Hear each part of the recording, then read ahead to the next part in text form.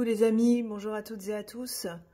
Avant de commencer ma vidéo, je voulais vous montrer Minette, mais comme vous pouvez le constater, elle est en train de roupiller sur son arbre à chat.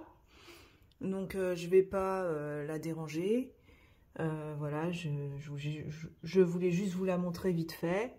Est-ce que tu nous fais un petit coucou Mimi? Voilà, coucou Mimi. Donc voilà, je vais pas la déranger, je vais pas la récupérer et la porter dans mes bras parce qu'elle serait pas contente, parce qu'elle vient de s'installer bien confortablement et elle n'a pas envie que quelqu'un la déloge. N'est-ce pas Mimi? On t'aime bien, ça c'est un petit bout de bois, elle aime bien. Elle aime bien frotter son nez dessus. Voilà. Voilà, hop.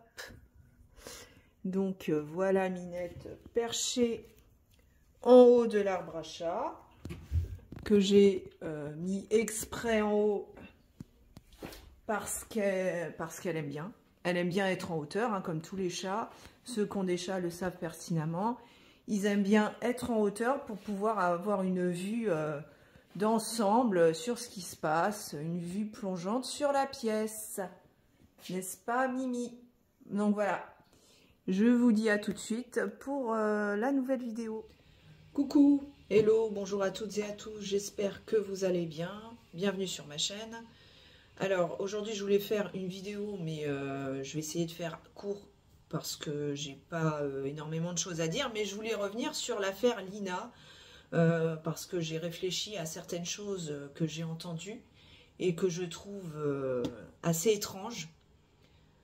C'est des coïncidences qui sont vraiment troublantes. Alors il y en a plein hein, dans cette affaire de coïncidences troublantes, de suspects potentiels, de pistes, etc. Mais je voulais revenir sur 3 points en particulier qui m'interpellent. Alors dans un premier temps, l'histoire de la mobilette. Donc on rappelle, Lina avait une mobilette qui lui servait à effectuer les trajets quasi quotidien entre chez elle et la gare de Saint-Blaise-la-Roche ou pour aller bosser au proxy ou pour faire ses courses, enfin pour se déplacer. Et cette mobilette a été volée en juillet 2023 alors qu'elle était en vacances apparemment en Tunisie avec sa cousine. Alors vous me direz, les vols de mobilette, c'est pas ça qui manque, il y en a plein tous les jours des vols de mobilette. C'est pas quelque chose d'extraordinaire en soi. Mais quand on se penche un peu plus dans les détails de cette affaire, on ne peut pas s'empêcher de se demander s'il y a un lien entre la disparition de Lina et ce fameux vol de mobilette. En effet, il ne faut pas oublier que la maison où habite la mère de Lina, Fanny en l'occurrence, c'est en rase campagne.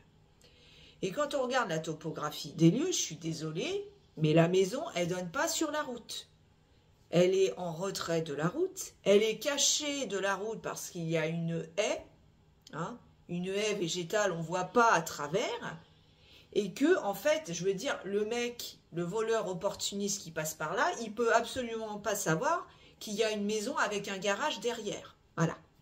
Donc pour moi, là où les personnes qui ont fait ça, ce sont des personnes qui habitent le coin, qui connaissent le coin, et qui connaissent peut-être les habitudes de Lina, de sa mère, et qui ont fait un repérage. Et j'ai même envie de dire que c'est même pas un cambrioleur lambda. Le cambrioleur lambda, qu'est-ce qu'il fait? Bah effectivement, il va voler des maisons, surtout des maisons en race campagne, surtout pendant la période estivale. Sauf que le cambrioleur lambda, il va voler des biens, il va chercher à récupérer des biens de valeur. Pourquoi aller voler une mobilette?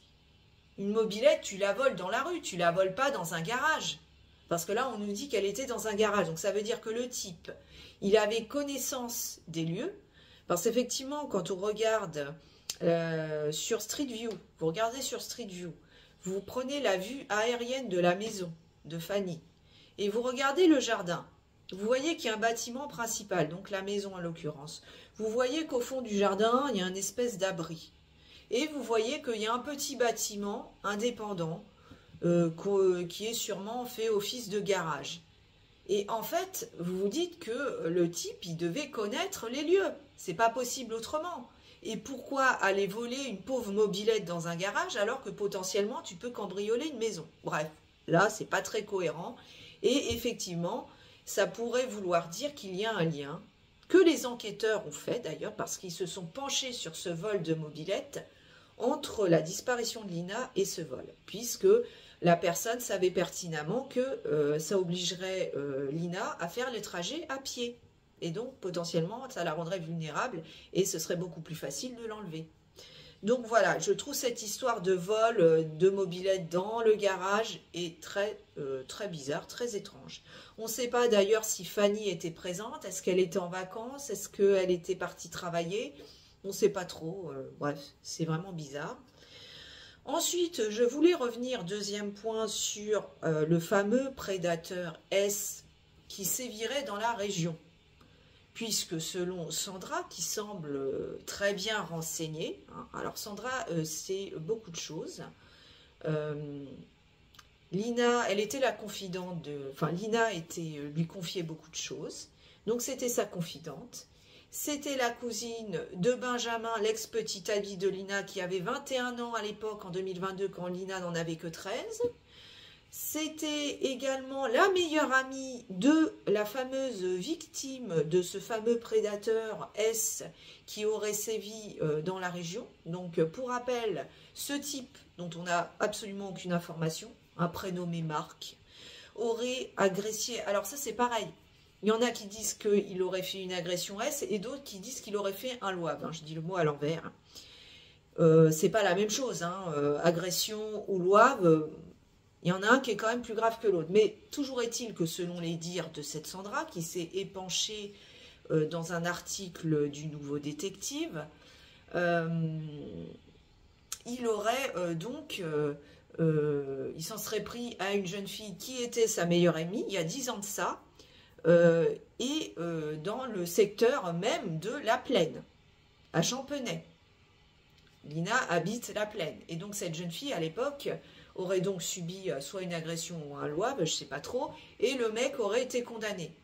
Donc le mec est condamné, il purge sa peine, on ne sait pas combien de temps d'ailleurs, hein, on ne sait absolument pas à quoi il a été condamné, et ensuite il revient chez lui comme si de rien n'était.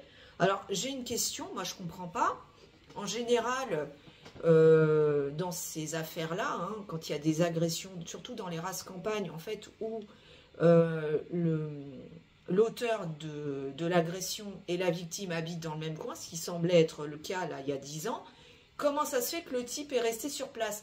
Moi, il me semblait que la justice, mais je ne sais pas si c'est systématique, prononçait une ordonnance d'éloignement, c'est-à-dire que de façon à ce que la victime ne tombe pas en fait sur son bourreau à chaque coin de rue, il s'arrangeait pour que le type doive déménager. Alors là, est-ce que finalement la victime, on ne sait rien sur cette mystérieuse victime, est-ce que finalement c'est elle qui a déménagé du secteur, ce qui expliquerait pourquoi le type en question soit resté sur place, mais c'est un peu bizarre.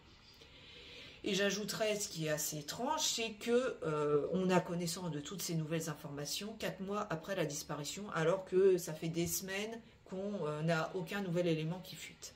Alors pourquoi ça fuite maintenant? Peut-être que les enquêteurs, c'est dans l'intérêt des enquêteurs de faire fuiter toutes ces informations parce qu'ils commencent à avoir des dossiers contre certaines personnes et que les preuves commencent à s'accumuler. On ne sait pas trop. Donc voilà, deuxième point étrange. Et dernier point qui pour moi m'interpelle également, c'est le cafouillage de témoignages la veille de la disparition de Lina. Le fait que Tao est stationné pendant apparemment 3 heures sur le parking du Proxy ce fameux vendredi veille de disparition de Lina, alors que Lina terminait son service à 19 h. Il serait resté sur le parking pendant 3 heures de temps. Alors dans un premier temps, on nous dit, il y a une version qui dit que c'est parce que Tao révisait ses cours. Donc voilà, il était dans sa voiture. Il y a quand même d'autres endroits pour réviser ses cours que l'habitacle assez étroit d'une voiture. C'est pas ce qu'il y a de plus confortable, mais bon, pourquoi pas, hein. Ensuite, selon Zoé, en tout début d'enquête, donc qui est la collègue de Lina qui travaille au Proxy, qui a 18 ans, qui avait témoigné dans TPMP et qui semble ne pas porter Tao dans son cœur, hein, puisqu'elle dit que Tao, selon elle, était jaloux, qu'il surveillait finalement Lina, et notamment sa tenue vestimentaire, ce qui expliquerait que Lina portait une doudoune à l'intérieur du proxy alors qu'il faisait chaud, et que, selon elle, Tao était jaloux et possessif, et qu'elle ne voulait d'ailleurs pas qu'il rentre dans le proxy. Et puis finalement, on a une troisième version de cette fameuse Sandra, qui sait beaucoup de choses et qui indique dans son interview que finalement, Tao était sur le parking car à la demande de Lina, qui l'avait appelé parce que justement, Zoé avait reçu des menaces de son ex-petite amie, qu'elle aurait eu peur pour sa sécurité, et que Lina aurait donc demandé à Tao en quelque sorte de surveiller les environs au cas où cette ex-petite amie vienne dans le proxy pour les protéger. Il aurait joué le rôle en quelque sorte de garde du corps. Il n'y a quand même pas la carrure d'un déménageur, mais bon. Voilà. Et ce qui est un peu étrange, c'est que si on parle de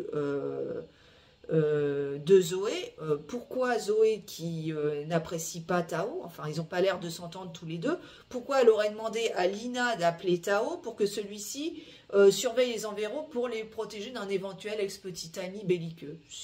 Ça n'a pas de sens. Encore une fois, il y a plein de témoignages qui sont en contradiction les uns des autres. On ne sait pas quoi penser là-dedans.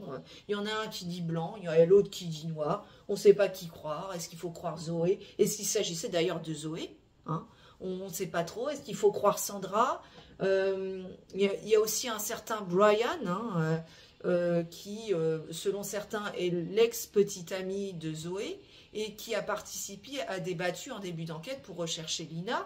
Et contrairement à ce que certains disent, Tao n'a participé qu'à une seule battue et pas à deux. Enfin bon, il y a un cafouillage. Moi, je ne sais pas pourquoi ça me fait penser à l'affaire Kevin et Leslie, où finalement, il y a un triangle amoureux, il y a des jeunes qui sont jaloux, ils ont des jalousies, des rancœurs entre eux, et je me demande si finalement, il ne faudrait pas chercher comme ça dans l'entourage proche de Lina. Lina qui est une jeune fille qui avait énormément de fréquentation, qui, pour cadeau d'anniversaire, a eu Tao, enfin, entre guillemets, sa mère lui a fait la surprise de lui ramener Tao. Lina qui n'a que 13 ans, qui fréquente un jeune homme de 21 ans, personne ne trouve rien à redire. Alors qu'on a stigmatisé la différence d'âge entre Tao et Lina, mais là on n'est pas à 4 ans de différence, on est à 8 ans, 7-8 ans. Lina qui, alors qu'elle n'a que 13 ans, assiste à une soirée chez deux hommes qui sont majeurs et avec qui il y aura des relations sexuelles, consenties ou non, je ne sais pas. En tout cas, elle a porté plainte pour Loave. Donc franchement, c'est un entourage un peu étrange. Personne ne s'étonne que cette jeune fille, qui était une préadolescente de 13 ans, traîne avec tout un tas de types qui ont la vingtaine. Je sais pas, au bout d'un moment, il faut peut-être se poser les bonnes questions. Mais en tout cas, il y a vraiment des choses étranges, des coïncidences très troublantes. Hein, le décès brutal de ce jeune homme, ex-petit ami, Benjamin, qui roulait à 185 km/h. Alors je veux bien qu'il aime la vitesse, mais enfin là, c'est de l'inconscience pure et simple. Il y a vraiment de quoi se poser des questions. Voilà, il y a beaucoup de choses très étranges, des coïncidences très louches. Le fait que la veille de sa disparition, Zoé savait que Lina prendrait le train de midi 03 en gare de Saint-Blaise-la-Roche, alors qu'on nous dit depuis le début que soi-disant, elle devait rejoindre Tao l'après-midi à Strasbourg et qu'il y aurait eu des changements de plan de dernière minute, alors que Zoé savait apparemment que la veille, Lina partirait en fin de matinée. Enfin bref, tout est son contraire. C'est plus on se penche sur cette affaire, plus il y a des éléments troublants, des propos contradictoires, des coïncidences plus que troublantes. Bref, c'est un vrai capharnaüm. Et j'espère que les enquêteurs vont pouvoir démêler le vrai du faux et savoir qui dit vrai et qui dit faux dans cette histoire. Et faire le tri dans cet entourage qui semble assez nébuleux. Voilà. Eh bien, écoutez, je vous laisse me dire ce que vous pensez de tout ça dans la barre des commentaires, dans le respect, bien évidemment, des uns et des autres. Et voilà, si vous avez apprécié cette vidéo, encore une fois, n'hésitez pas pour me soutenir et me motiver à continuer à vous abonner, à commenter, à liker, à partager. Et d'ici là, je vous souhaite un très bon dimanche, portez-vous bien. À bientôt pour une prochaine vidéo et affaire à suivre.